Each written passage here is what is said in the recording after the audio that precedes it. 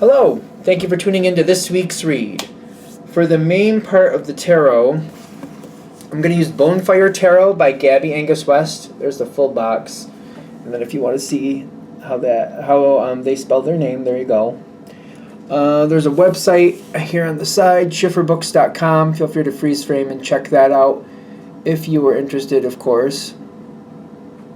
Supportive Oracle cards, spellcasting Oracle cards by Flavia, Barbara, and Lizbeth. There are their full names if you want to search them out. On the back here are the websites. I see She Who Is Art usually sticks out to me. But that way, if you want to freeze frame and check that out, feel free to. And as usual, I put my dice away. I got new dice, but I'm going to use this one again. It's Amazon. I put my dice away. I have other dice. I have like a 13-sided dice, and I got like a... Anyway, I'm using this one for the dice. I use the D20 for the Major Arcana, which does omit the World and the Fool, but I make it work. I use the D4 to choose the Minor Arcana suit, and I use the D12 to choose which number card, which goes up to Knight, but still I make it work. Alright, I think we're good with that. If you'd like a direct reading from me, shoot me an email, jamesforastral@gmail.com. That's James, the number 4, astral@gmail.com. If you're interested in the donation information, that's below. Same email. And now, onto your reading. Hello, Pisces! Thank you for tuning in to this week's read. These readings are valid for whenever you come to them. That being said, what do we have for Pisces?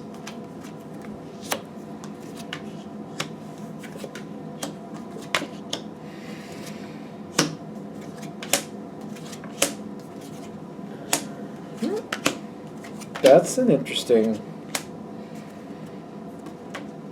Okay, so there's something you definitely want.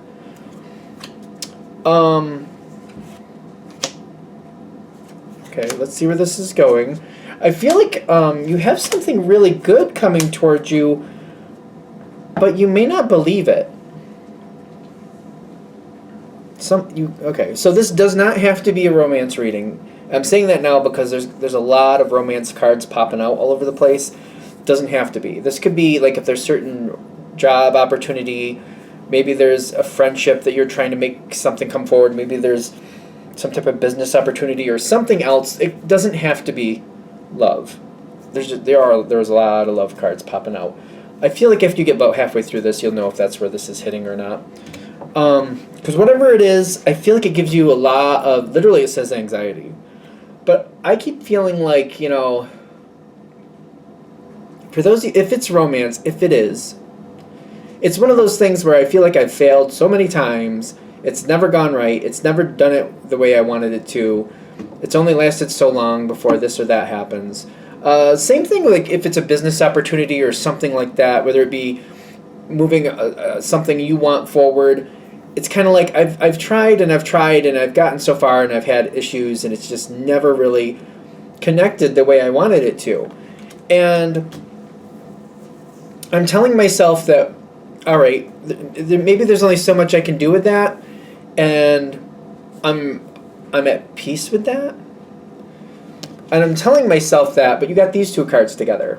The Nine of Cups is like being like happy with what you have, comfortable and secure, but the Deceit card is right next to it. Like maybe you're telling yourself that you're happy with where you are, maybe because you believe that this is as good as it's going to get anyway. It's kind of like, yeah, I'm trying to make peace with it. I don't expect it to go any better, and maybe I'm just happy the way it is. Maybe it's for the best. Whatever this is, they're saying it's coming forward again. You've had to really like beat it down before. It's because this person looks like they're beating something down here. You've had to put it where it has to go. It's been a struggle in the past. Whatever this is, be it business, be it love, be it whatever it is, whatever version it is, I don't think you've had to beat it down. I feel like you've more felt beat down by the subject. Kind of like you've been very optimistic in the past. You put a lot into it, and it just usually does not go where you want it to go. Or at least it doesn't stay there long enough for you to feel like it was what you were looking for. Maybe for time period it looked great, and then certain things rose to the surface, and you're like, no, this isn't going to work. A lot of times I feel like because of those experiences, if something good comes your way again in this same realm, whatever this is, you walk away from it. Even though it's going good, you're like, yeah, it's going good, but like, it's got a shelf life, and I'm not here for when it goes sour. I'm just not sticking around for when it goes sour. It's got a shelf life. It's like milk. It's like it's only going to last so long, and I don't want to hold on to it to the point where it gets sour. I'm just accepting it for what it is, and I'm letting it go. Which it's funny, because I'm like, when I keep getting this milk analogy, because I'm a foodie and I like food. Well, it's a foodie, right? Because like I feel like it's almost like I'm not buying milk, or like I'm giving it away, or I'm throwing it out before it goes bad. That way I don't have to deal with it if it gets that far. Versus like making something out of it. Making some, like, there's different things you can make it. Like I feel like there's certain pastries or something I put milk in. I haven't made it in a long time, so I don't know what that would be. You can put, don't you put it in pancakes sometimes? Maybe I'm wrong. So it's kind of like, instead of like incorporating it or making it into something and then saving it for later, like you can make ice cream out of milk and you could put it in the freezer and that would last for a while. Like you can do other things with it. But instead of like going that route, I'm just like, you know what? I've tried these things before, and it's just never really worked out. I've tried to make that ice cream, and it just didn't taste right, and I didn't like it. Or I've tried to do these things, I'm not really good at those things, and it just seemed like a waste of effort. I keep feeling like whatever this is, it's been hard. It's been hard. The thing is, another opportunity comes in, and it's almost like this beautiful opportunity is coming to you, but you're like, oh boy, here we go. It's kind of like, oh, no, I don't know if I have it within me to go through this again. I just don't know if I have it within me. And this is coming in, which doesn't have to be romance. This is one of those romance cards I was talking about. It doesn't have to be. It just means it's something you really want, that, like, the universe or whatever you want to call it is coming your way and saying, you know what, let's try again. Let's try again. Maybe this can work for you. Let's try again. It's the joy in the moment. Let's use the joy in the moment and make this worth it. Let's give it a shot. There's possibilities here. It's hard. It is very hard to like step away from the past and believe in the future. Can we have some dice on this? I feel like it makes complete sense why you feel the way you feel. The thing is, the Tower card. The Tower card and the Six of Cups, half in, half out. I just feel like I don't want to go through what I've gone through again. I don't want to repeat anything. And nobody says you have to repeat the way it was, but you can be eyes wide open and go into this and handle it a different way. I say this a lot, and sometimes I know it's obnoxious, but I'm going to say it again. I'm a Pisces, raised by two Pisces. I feel like there's a point where a lot of us, probably not all of us, but a lot of us hit this like realistic moment. Like Pisces love to dream. Pisces tend to be in love with the love. Not always, but tend to. And sometimes we just hit that moment where we just become more realistic about it.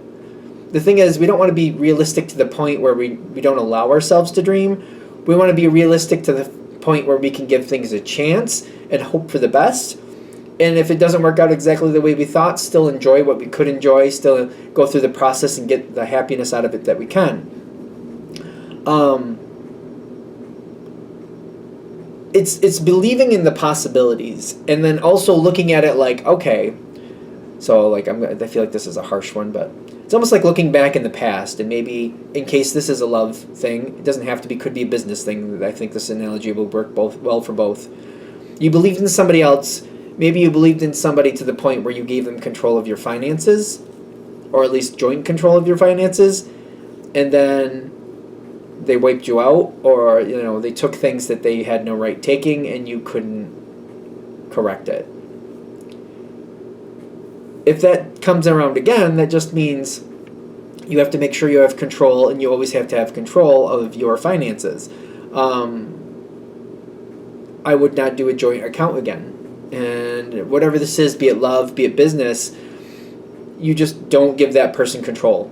They don't get joint control. They don't get anything. Like, if they need money, You transfer it over. Maybe you have, there's a business account. When you need to send money to it, you decide how much and why. You send just that much. It may be more obnoxious to keep it under control that way, but it may be more reassuring that you don't have to feel like at any moment, the rug could be whipped out from under you, If this connection is as true as it feels, that should not be that big of a deal. Maybe the other person will gripe or whine about it, but they'll need to understand that this is what you need to do to feel secure. This is what works best for you. You got good cards coming in. Sometimes people refer to this as a wish card. I don't usually, but I'm kind of like getting something you want and using communication to cultivate it and see what's going on here to really build it to the next level. I do get that whatever this is, you actually do want it if you allow yourself to feel it. The Two of Cups is in your thoughts. Like, this is something you definitely do want if you allow yourself to feel it. Truth, there's a lot of truth around this situation, too. This is interesting. Slow and steady wins the race for this one. Emperor came in twice. Five of Swords reversed. So the Five of Swords right side up, and I have that on the dice, that is the fruitless win. Kind of like, I could win, but what's the point? It's kind of like, it's like winning something in a raffle that you wouldn't use anyway. And that you don't know who would. If that makes sense. So for example, I don't know why I'm doing this one, but say you won a makeup raffle, and the foundation color that it was won, you don't know anybody of that color that would match with, and all the colors, everything else to go with it, nobody seems to want. So it's kind of like, I technically won, but I can't. It's like, I don't know what to do with that, or you know what I mean, something like that. Reversed, it's telling me it's worth the fight. You may not feel it, but if you actually go through it, you're going to see that it's worth the fight. I'm very much an intuitive reader. When I see that upside down, it's kind of like maybe going into it like, I don't know if this is even worth the fight.